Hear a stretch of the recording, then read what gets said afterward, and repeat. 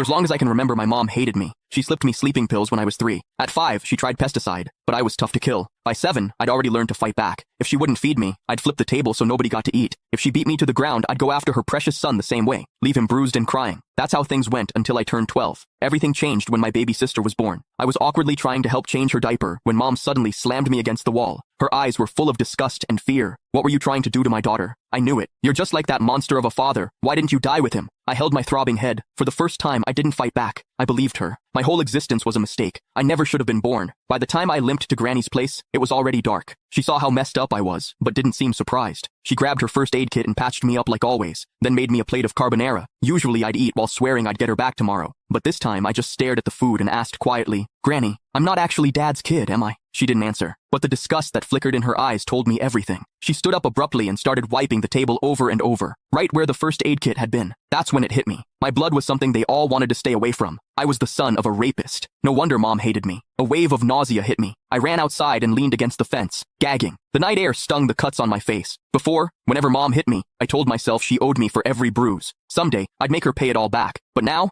I couldn't even look her in the eye. I didn't stay at Granny's. She didn't come after me either. I just wandered the streets with nowhere to go. That's when I spotted a family outside a restaurant. They were celebrating someone's birthday, all smiles and laughter. The woman in the middle was probably the mom. She looked so happy that I instinctively stepped back. Last year, on Mom's birthday, she'd smiled just like that, until she saw me. The second I walked in, her smile vanished. Pure disgust replaced it. Back then, we had to write an essay called My Mother. I wrote that Mom was a heartless villain. My teacher dragged me to her office and lectured me for the whole period. I barely heard any of it. All I remembered was her saying, "No mother in this world would ever stop loving her child." I believed her. I saved up money from collecting recyclables and bought Mom a birthday cake. All I wanted was a hug, the same kind she gave my brother, Casper, but her cold expression felt like a knife to the heart. I felt like an idiot, standing there with that stupid cake. Anger took over. When no one was looking, I caught a couple of frogs from the garden and hid them in the cake. I can still remember her scream when they jumped out. Back then, I felt a twisted satisfaction. I thought she didn't deserve to be a mother. I thought she had it coming. But now I knew the truth. I was the one who didn't deserve anything. Just existing had hurt her. As I watched that mom smiling through the restaurant window, I made up my mind. This year, for Mom's birthday, I'd give her a present she'd actually be happy with, one that would set her free for good. I decided to die. Once that thought took hold, my steps felt lighter. I even started planning how to do it without causing trouble. Something clean, with no mess left behind. But before I could go through with it, a patrol officer spotted me and brought me home. Mom answered the door. As it shut behind us, I stared at the floor, unable to meet her eyes. Her voice cut through the air like ice. "Why didn't you just die out there?" I almost snapped back, but I bit my tongue. Still, I couldn't stop myself from asking, "What would you do if I really did die? Would she feel even a little sad? If you've got the guts, go ahead. I'd throw a party." She walked straight into my sibling's room and shut the door. I stood frozen in the living room. After a long time, you can find the full story in my bio. It's free.